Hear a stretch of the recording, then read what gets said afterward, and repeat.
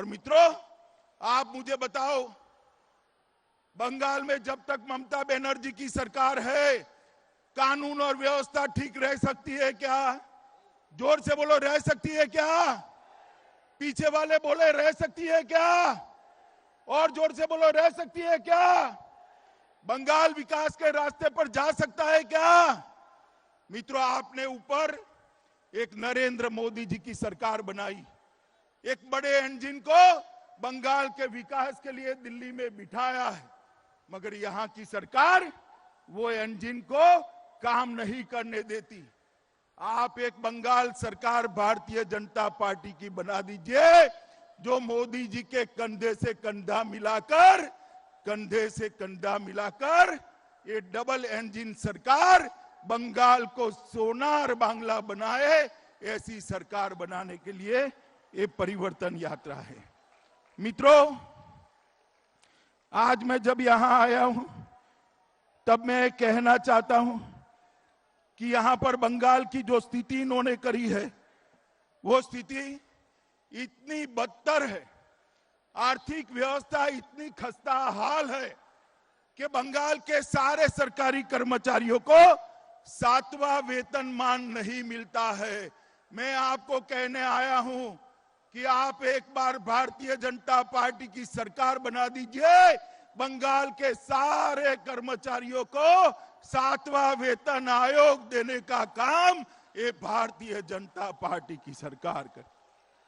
मैंने अभी एक दृश्य देखा, कमर जितने पानी में नहर में हमारे शिक्षक भाई बहन अपनी तनख्वाह के लिए, न्याय के लिए लड़ रहे हैं। मैं आपके सारे बंगाल के सारे शिक्षक भाइयों को बताना चाहता हूं कि बंगाल सरकार आते ही आपको उचित मानधन मिले, इसके लिए एक कमेटी का गठन भारतीय जनता पार्टी की सरकार करेगी।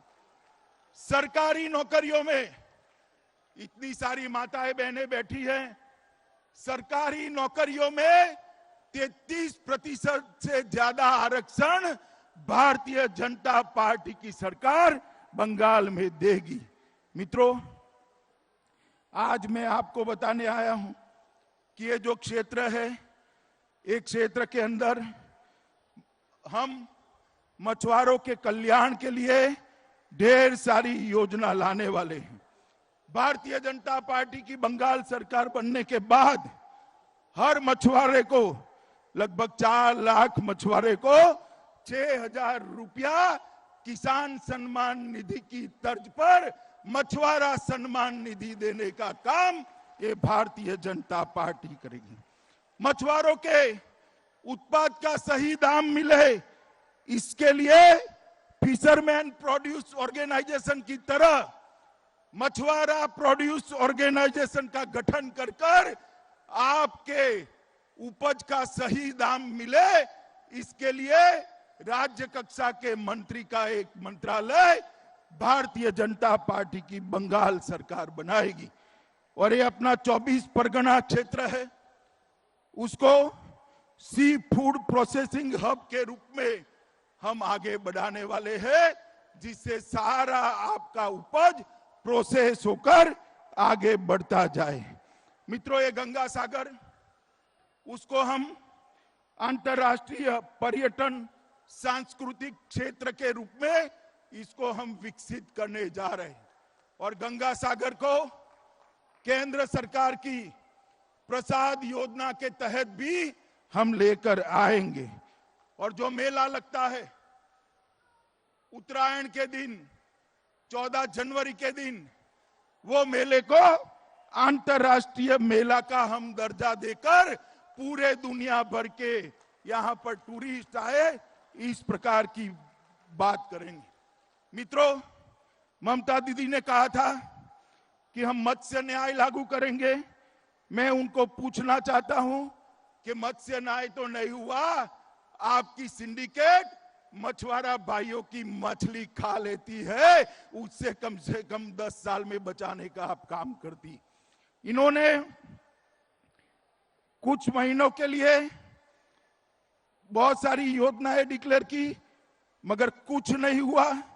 मित्रों, आज मैं यहां पर आया हूं तब आप सबको कहना चाहता हूं कि इन्होंने इंटीग्रेटेड फिशरी जोन बनाने की बात करी थी, नहीं हुआ।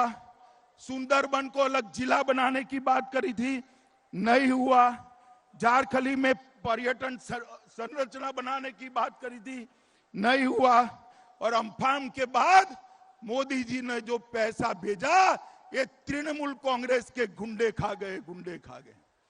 मैं आज यहां आप सबको कहकर जाता हूं, भाजपा की सरकार बनने के साथ ही अम्फान के अंदर जो भ्रष्टाचार हुआ है, उसके लिए उच्च स्तरीय जांच कर आपका पैसा खाने वाले सारे लोगों को जेल के हवाले करेंगे।